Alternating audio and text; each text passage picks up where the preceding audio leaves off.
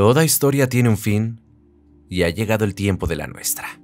El momento de bajar el telón de la serie que revive las rivalidades más épicas, feroces, salvajes, pero sobre todo legendarias del mundo de la Fórmula 1.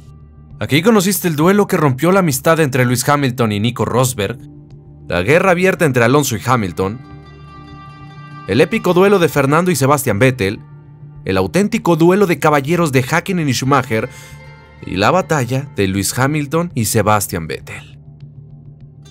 Todas estas de una u otra manera han sido rivalidades emocionantes, pero un simple juego de niños al lado de la madre de todas las batallas. Es el momento de cerrar con broche de oro esta serie, presentándote el más legendario duelo de la historia de la Fórmula 1. La batalla de dos genios del volante y dos hombres ambiciosos que hicieron lo que tenían en sus manos para conseguir sus objetivos. Un duelo donde cada uno no solo buscaba la victoria, sino además destruir al otro piloto. El épico duelo entre Ayrton Senna da Silva y Alain Prost, la considerada mejor rivalidad de la historia de la Fórmula 1.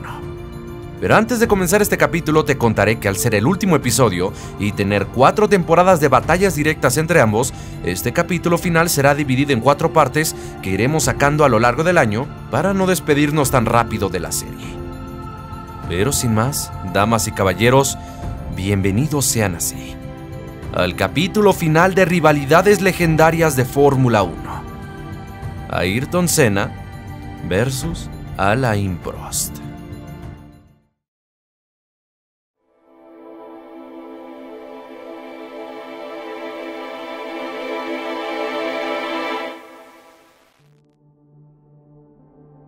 Ayrton Senna y Alain Prost. Dos nombres que estoy totalmente seguro que la mayoría de los aficionados del Gran Circo ya conocen, ya que decir que su rivalidad fue legendaria sería quedarnos muy cortos con el nivel de tensión, agresión, destreza y polémica que cada uno mantuvo durante las batallas en su largo duelo. Una batalla donde dos de los mejores de la historia mantuvieron a los espectadores al hilo del asiento desde 1988 hasta 1993, incluso con enfrentamientos que antes tuvieron antes de ser compañeros de equipo y que desencadenó lo que muchos conocen como la madre de todas las batallas. Pero antes de llegar a ese momento, donde el ser compañeros de equipo los volvió los rivales más feroces de la historia de la categoría, cada uno tenía tras de sí una historia que contar. Por un lado, tenemos a Alain-Marie Pascal Prost, conocido por muchos como el profesor y en aquel entonces, el talento más grande que Francia haya tenido en la historia del automovilismo. Un piloto que en su camino hacia la Fórmula 1 había logrado ganar una enorme cantidad de campeonatos en categorías inferiores con un talento digno de una oportunidad en la Fórmula 1. Ganando las copas de la Fórmula 3 francesa y la Fórmula 3 europea, que hicieron que en 1980, McLaren, asombrado por su talento, le diera una primera oportunidad en la máxima categoría. Sin embargo, su primera estadía en McLaren fue realmente corta. Solo un año para pasar de 1981 a 1983 a conducir para la marca de su país, Renault, logrando de hecho sus primeras victorias en la Fórmula 1 de la mano de los galos. Y además de esto, en 1983, competir por primera vez por el título mundial de pilotos, pero perdiendo al final de cuentas a manos de Nelson Piquet. Sin embargo, aquella etapa terminaría con Prost culpando a su equipo y a su auto de no ser suficientemente competitivos y a la postre Renault terminó despidiéndole, lo que hizo que el francés volviera a McLaren para una segunda etapa, una que lo consagraría. Perdería el título de 1984 en manos de Niki Lauda, pero después de 5 temporadas inmiscuido en la Fórmula 1, en el 85 se volvería por primera vez campeón del mundo de la Fórmula 1, repitiendo la hazaña en la épica temporada 1986, arrebatando el título a los hombres del equipo Williams. Para este momento de su historia, Prost no solo era considerado como uno de los hombres más rápidos de la parrilla, sino también un hombre inteligente dentro y fuera de la pista, ganándose el estatus de líder del equipo McLaren, sin saber que pronto una persona llegaría para destruir todo lo que él había construido en 4 temporadas. Un brasileño de abundante talento llamado Ayrton Senna da Silva, un chico llamado a ser desde muy joven una superestrella del automovilismo, ganando en todas las categorías inferiores en las que participó, llamando de golpe la atención de la Fórmula 1 y debutando con el equipo Toleman en 1984. Un equipo modesto que no era luchador de podios o victorias, y de alguna manera Senna se las arregló para llevarlo 3 veces a los escaños de ganadores. Tal exhibición le permitió una oportunidad en un equipo mejor como Lotus. Sin embargo, a pesar de conseguir victorias e incluso ser candidato al título en 1986, su auto era inferior a los Williams y al McLaren de Alain Prost, haciendo que a pesar de su talento, no pudiera hacerse con la presea más grande de un piloto de la máxima categoría.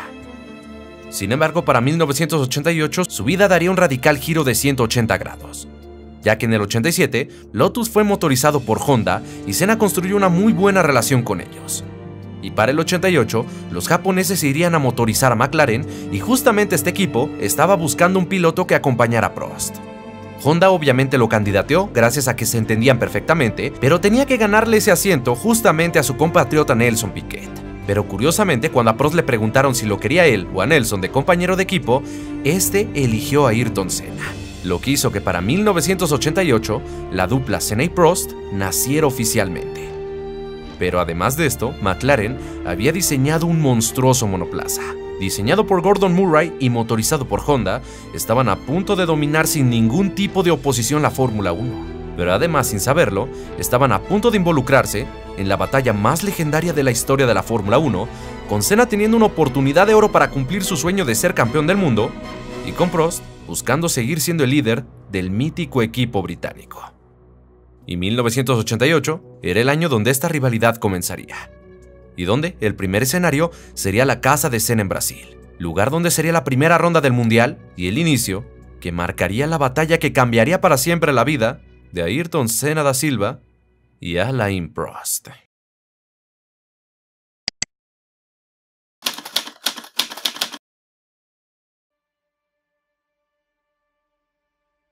Jacarepaguá marcaría el inicio oficial de la rivalidad de Senna y Prost como compañeros de equipo. Un gran premio donde simplemente en las prácticas, McLaren confirmó que tenían una bestia imbatible por auto, y donde podían ganar todas y cada una de las carreras de aquel año. Senna había logrado marcar la pole position de aquel gran premio inaugural, habiéndole metido medio segundo a Nigel Mansell y a Alain Prost, posicionándose de una excelente manera para conseguir la primera victoria en su casa y la primera de la temporada, sin saber que aquel gran premio estaba a punto de tornarse en una pesadilla para él. Ya que nada más en la vuelta de formación, Senna se dio cuenta que su selector de marchas estaba roto y así no podía competir el Gran Premio brasileño, por lo que tuvo que entrar a boxes para utilizar el auto de repuesto, relegado a continuar la competencia desde el último lugar, lo que dejaba a Prost segundo en la arrancada, y si superaba el auto de Mansell, tendría una muy buena oportunidad de ganar el primer Gran Premio del año.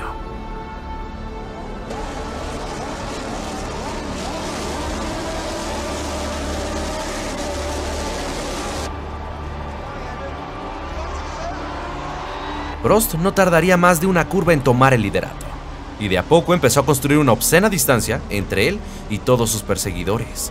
Senna, haciendo uso del poderoso auto que tenía, de a poco empezó a adelantar pilotos uno a uno, tratando de minimizar los daños de ese problema de fiabilidad. Y aunque estaba encendido, manejando ante toda su gente tratando de darles un gran resultado, al poco se daría cuenta que tal esfuerzo era inútil y totalmente en vano. Para la vuelta 20, Senna ya estaba en la segunda posición, haciendo una remontada heroica en su tierra. Sin embargo, recuerden, Senna había tenido que cambiar al auto de repuesto antes de comenzar el Gran Premio. Pero el movimiento lo hizo durante bandera verde en la vuelta de formación, y tal movimiento estaba prohibido por reglamento. Por lo cual, a Senna le mostraron bandera negra y fue descalificado de la competencia, lo que permitiría a Prost, si no tenía problemas, ganar la primera carrera con su compañero de equipo fuera y golpear en casa a su nuevo rival, cosa que haría al cruzar la línea de meta en la vuelta 60, obteniendo la primera victoria del año y el primer duelo ganado entre ambos en tierra del enemigo. Pero la suerte se equilibraría entre los dos en el siguiente Gran Premio de la temporada en San Marino, ya que en esta ocasión sería Prost el de los problemas, lo que permitiría a Senna ganar su primera carrera con McLaren en ese Gran Premio, y el francés terminaría simplemente en la segunda posición. 2 grandes premios habían pasado, pero llegaba el turno de correr en la joya de la corona. Después del 1-1, era el momento de desempatar en Mónaco, un duelo que sería muy importante para ambos. Senna estaba ante uno de sus mejores circuitos y aquel donde deslumbró al mundo entero en 1984 en una preciosa carrera bajo la lluvia. y Prost en una carrera que podría considerar de casa. Quien se llevara la victoria daría un fuerte golpe sobre la mesa en esta batalla en particular, y Senna mostraba sus claras intenciones de ir por la victoria con una pole position 1,5 segundos más rápido que el tiempo establecido por su compañero de equipo Alain Prost. Una vuelta perfecta que significó una paliza en los registros, y que si lograba rematar en carrera, sería un muy duro golpe moral.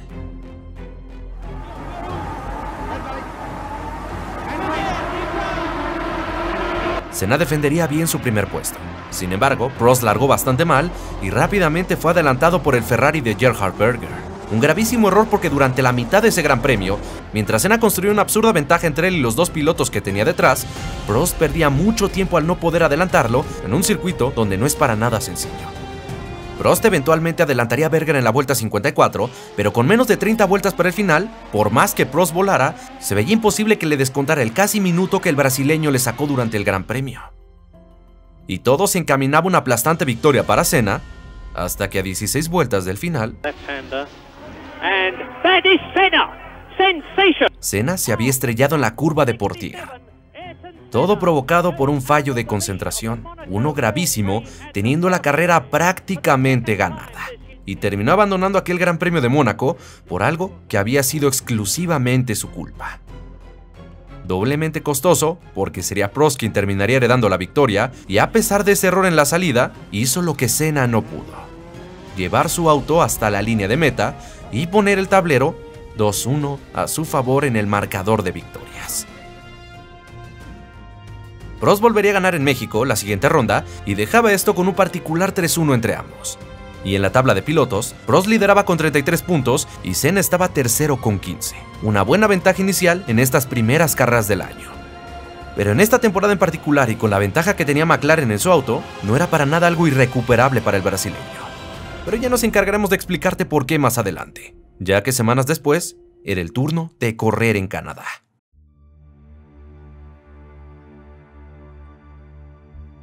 Como venía siendo habitual en la temporada, Senna se haría con la pole position de aquel Gran Premio.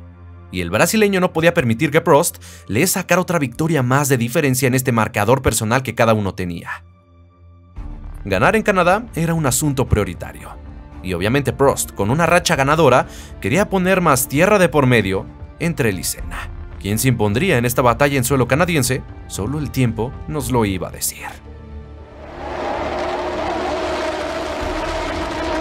De nueva cuenta, Senna había vuelto a fallar en una arrancada y sería adelantado por Alain.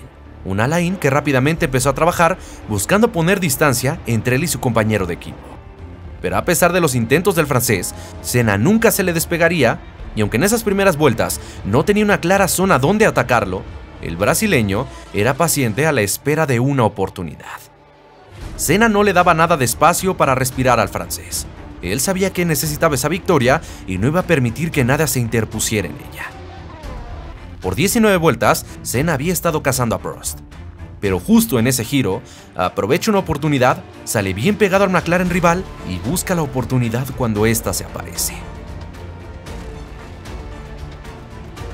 Senna le había quitado la primera posición a Prost en una maniobra agresiva muy de su estilo. Los papeles se habían invertido y ahora el francés era el perseguidor, y tendría que intentar recuperar la posición haciéndole lo mismo que Senna. Sin embargo, a pesar de mantenerse pegado al auto del brasileño por algunas vueltas, le fue imposible mantener el ritmo. Ese día, el ritmo de Senna era simple y sencillamente endemoniado. Alain Prost lo daría todo, pero simplemente no pudo en Canadá. Llegaría a la vuelta 60, Senna cruzaría la línea de meta líder y ganaría el Gran Premio canadiense, dejando el marcador entre los dos, con 3 victorias para Prost y 2 victorias para Ayrton. Pero unas semanas después, Senna lograría también ganar el Gran Premio del Este de los Estados Unidos, dominando aquel Gran Premio. Y aunque en el tablero de victorias el marcador era un 3-3 en las primeras rondas del Mundial, en puntos, la ventaja era en favor de Alain. Él se encontraba primero con 45 puntos y Senna segundo con 33. Pero como les dije, en este año en particular importaban muchísimo las victorias obtenidas por cada piloto. Se preguntarán por qué, pero no coman ansias. El tío Skyline les explicará en su debido momento, pero solo quiero que se queden con eso. A pesar de la ventaja en la tabla para Prost, las cosas iban realmente parejas entre ambos. Para este punto quedó demostrado que solamente McLaren podía aspirar a ganar. Y el siguiente duelo entre estos dos genios del automovilismo sería en la casa de Alain Prost, en el circuito de Le Castellet llamado Paul Ricard, un gran premio donde Senna quería una venganza por aquella competencia en Brasil que justamente su rival le ganó. Además, sería muy bueno para él golpear en casa a su rival y propinarle una buena sacudida moral. Por su lado, el bicampeón del mundo Alain Prost quería no solo ganar ante su gente, sino revertir el momentum positivo de Senna y poner de nuevo una victoria más en su casillero personal. Como demostró sus claras intenciones, ganándole la pole position a Senna. Por primera vez en el año, el brasileño sería vencido en clasificación y eso solo era el augurio de otra batalla titánica que se venía entre los dos.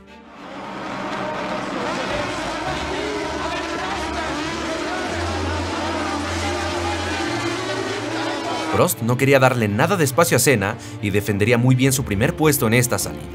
El brasileño, a pesar de tener que pelear por el segundo puesto, lograría resistir de momento, tratando de poner presión sobre su rival para buscar el liderato en estas vueltas iniciales. Sin embargo, por más que Senna se mantenía a buena distancia de Prost, este no le daba ninguna opción u oportunidad de atacarle y amenazar su liderazgo. Hasta que Senna tiene su oportunidad en la ventana de detenciones a boxes, ya que el brasileño se detiene antes que Prost a cambiar de neumáticos en pits, logrando una parada normal y saliendo lo más rápido posible para hacer efectivo el undercut. Por su parte, Prost tardaría 3 vueltas en hacer su detención y aunado a eso, cuando le tocaría que su equipo le cambiara los neumáticos, su parada sería algo lenta, lo que permitiría a Senna tomar la punta del Gran Premio, haciendo bastante efectiva la maniobra del undercut. No obstante, la suerte ese día estaba del lado del francés, ya que un grupo de rezagados ralentizaría a Senna cuando este estaba cazándolo para recuperar el liderato. Y además, el del auto número 12 empezaría a sufrir un problema con su caja de cambios.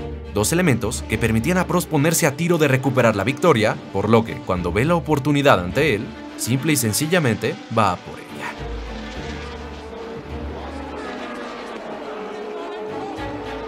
Con esa preciosa maniobra y aprovechándose de todos los problemas que tenía Senna, Prost recupera el liderato en su tierra.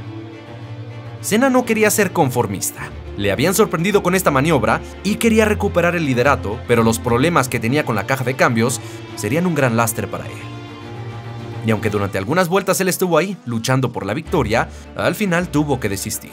Alain empezó a apretar y Senna, con el auto herido, fue incapaz de responder. Por lo que, al llegar la vuelta 80, Prost culminaba un fin de semana brutal para él y ante su gente volvía a conseguir la victoria y poner una más en su casillero personal.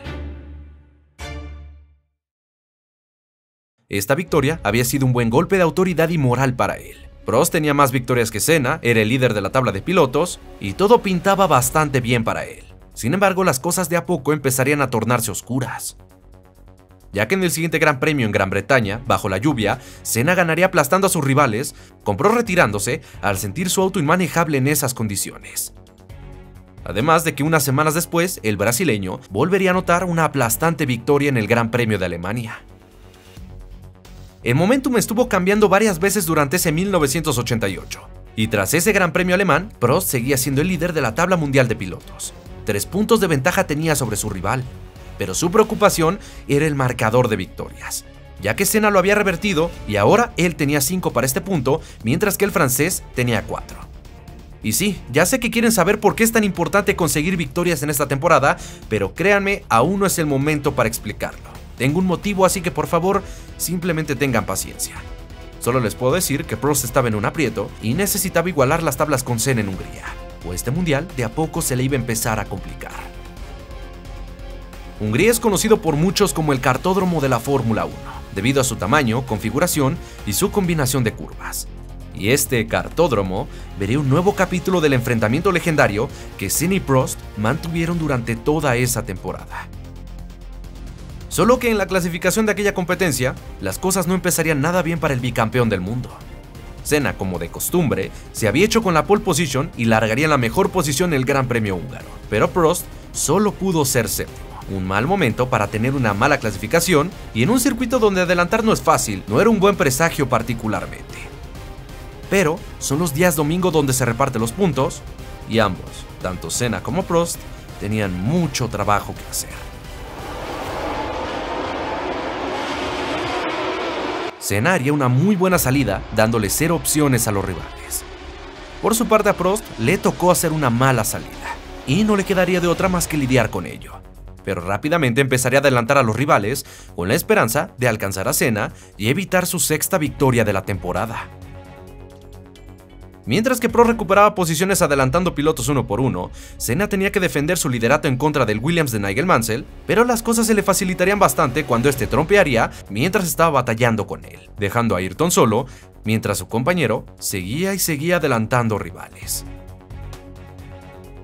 Para la vuelta 47 del Gran Premio húngaro, Prost adelantaría a Thierry Boutsen, el último obstáculo que le quedaba antes de volver esta pelea un 1 versus 1 en contra de Senna.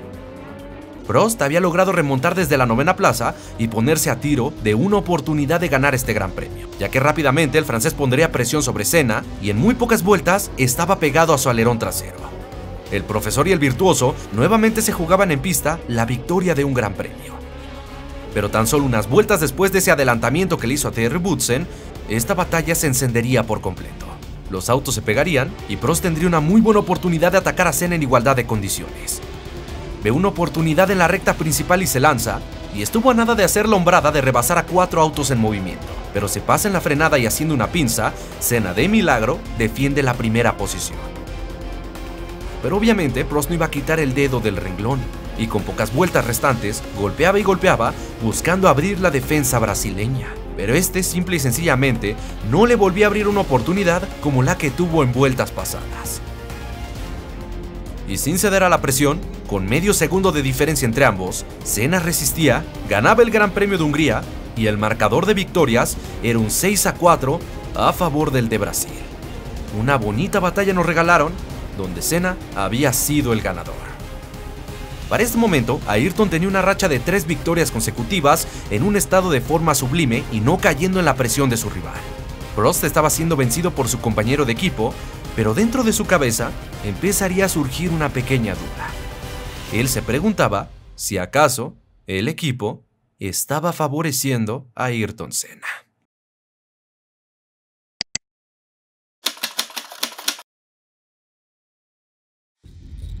Para este punto en particular, Prost estaba empezando a sospechar que su motorista Honda estaba favoreciendo a Ayrton Senna gracias a la buena relación entre ambos que existió a partir del año 1987. Y probablemente pienses que simplemente se trataban de excusas de Prost ante el nivel de su compañero. Pues, ¿cómo te explico? Realmente sí tenía motivos para sospechar.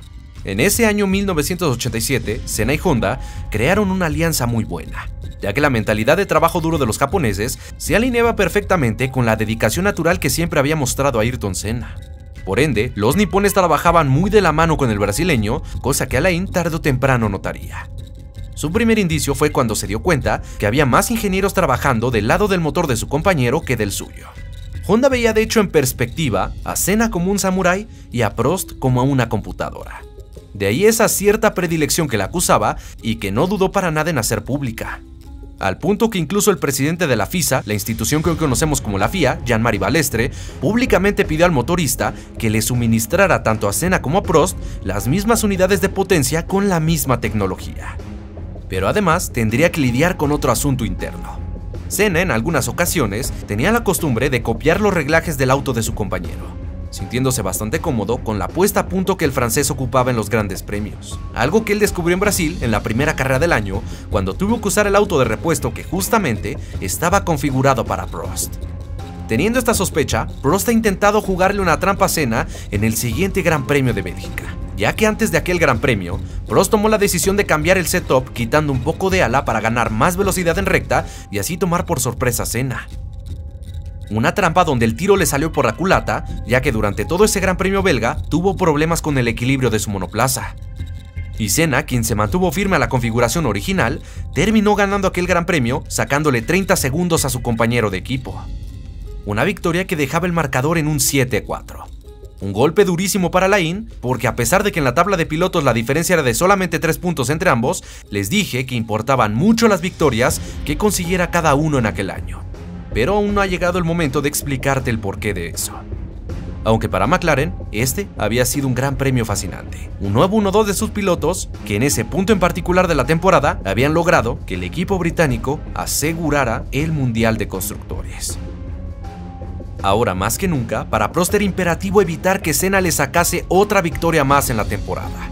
Sin embargo, en el Gran Premio de Italia, ambos autos abandonarían y por primera y única vez en aquel año, McLaren no ganaría un Gran Premio por este abandono. Pero este doble knockout le daba a Senna la oportunidad de acariciar el título de pilotos a falta de solamente 4 carreras para finalizar la temporada.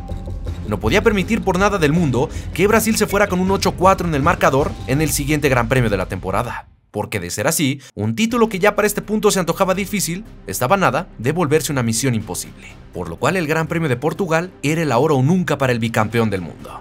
Tenía que ir a por esa victoria, pero él no estaba dispuesto a morir sin dar pelea hasta las últimas consecuencias.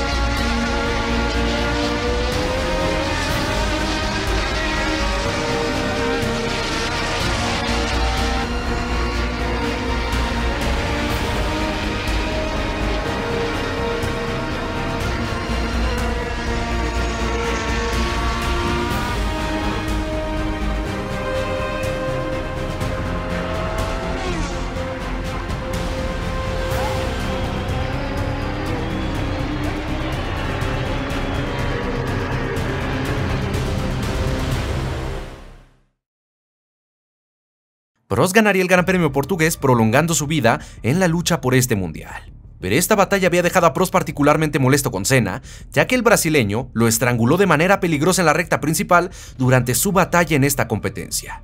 Y esa actitud le molestó bastante al francés, diciendo que no le sorprendía la manera de actuar de su compañero.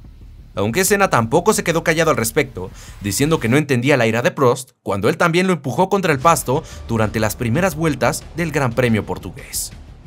Sea como sea y haya pasado lo que haya pasado, la victoria era de Prost y seguía vivo en la lucha por el título mundial de pilotos. Y en España repetiría la dosis, volvería a ganar y su compañero de equipo volvía a quedar fuera del podio en la 4ª posición. Y esto dejaba una interesante situación en la tabla de pilotos. Prost era el líder con 90 puntos y Senna era segundo con 79 unidades.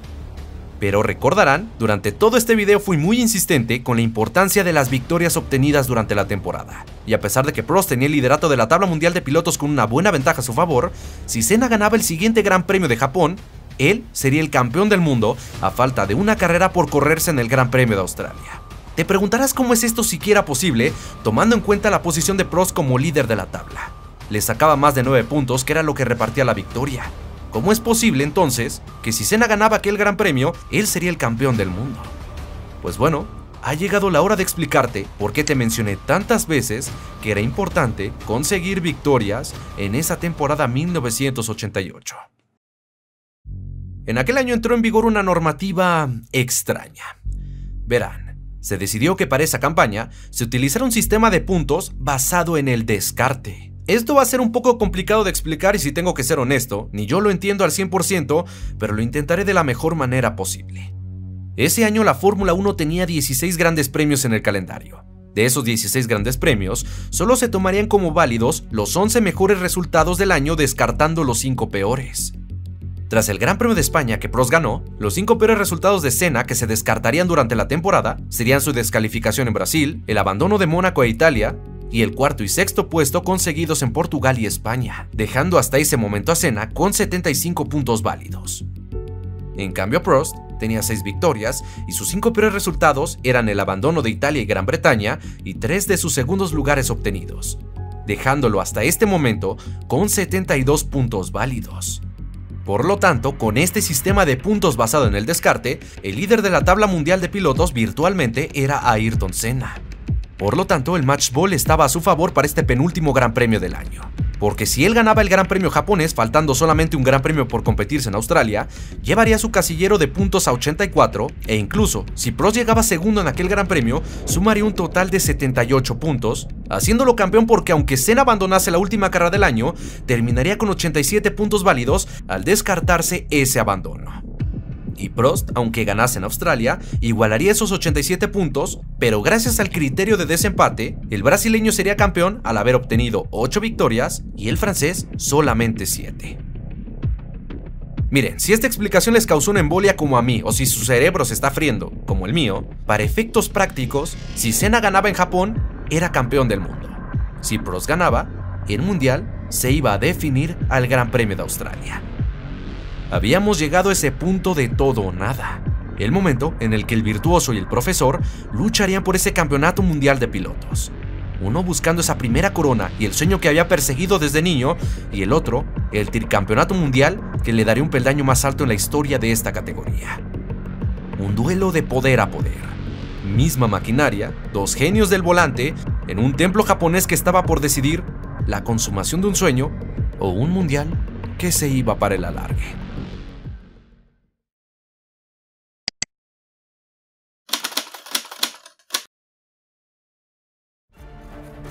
1988 fue el año de batallas legendarias entre Senna y Alain Prost, pero estábamos en la recta final. Dos carreras que marcarían el destino de aquella temporada, empezando en el Gran Premio de Japón. La victoria era algo obligado para ambos. Si Senna la conseguía, amarraría el título. Si Prost la conseguía, extendería la definición del mundial y dejaría la última carrera en un todo o nada entre los dos. Llegamos al punto donde ambos tenían mucho que ganar y mucho que perder de cara a esta ronda nipona. Senna, como venía siendo habitual durante la temporada, lograría de nuevo la pole position. Esto con un tiempo 3 décimas más rápido que lo marcado por Alain Prost. Un resultado importantísimo de cara a la búsqueda de ese título mundial. El escenario estaba puesto. Senna saldría en el mejor lugar y Prost tendría que ser agresivo para buscar la victoria. Serían 51 vueltas donde ambos saldrían con todo a jugarse la victoria. Y una vez que los autos se formarían en la grilla de salida, la batalla del todo o nada comenzaría entre los dos.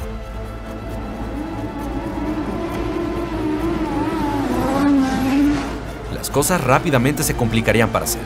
Su auto se trabaría al comenzar la competencia. Aunque gracias a que la parrilla es en bajada, pudo poner el auto de nuevo en marcha, pero cayendo hasta la posición 14. Al contrario, Prost había hecho una salida perfecta, que era justo lo que él necesitaba en ese momento. Ahora, la situación era complicada para Senna. Tendría que adelantar a 14 pilotos si quería salir como campeón del mundo de la Fórmula 1, y Prost solo tenía que resistir su posición como líder del Gran Premio. La tarea no sería nada fácil para Ayrton Senna, pero nada más al finalizar la vuelta número 1, ya había adelantado a 6 pilotos para ubicarse octavo en la parrilla. Tenía el mejor monoplaza y tenía que adelantar a todos los pilotos antes de que Prost se le escapase más y se volviese imposible conseguir la victoria.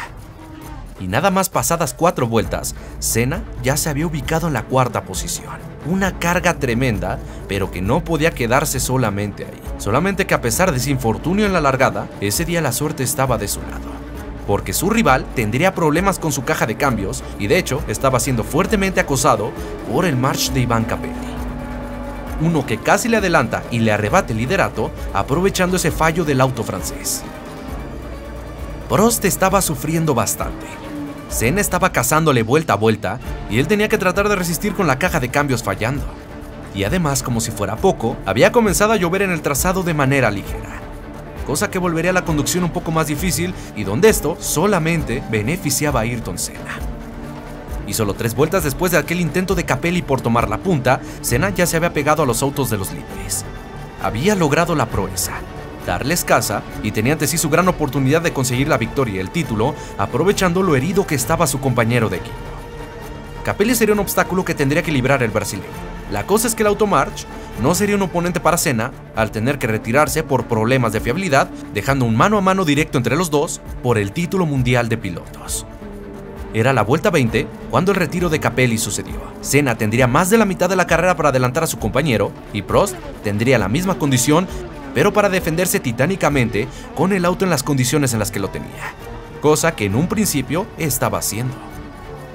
Pero en la vuelta 27, ambos tendrían que enfrentarse al tráfico de los rezagados y cuando el francés intenta quitarse de Cesaris, Nakajima y Gugelmin, es cuando se abre la oportunidad que Senna había estado buscando.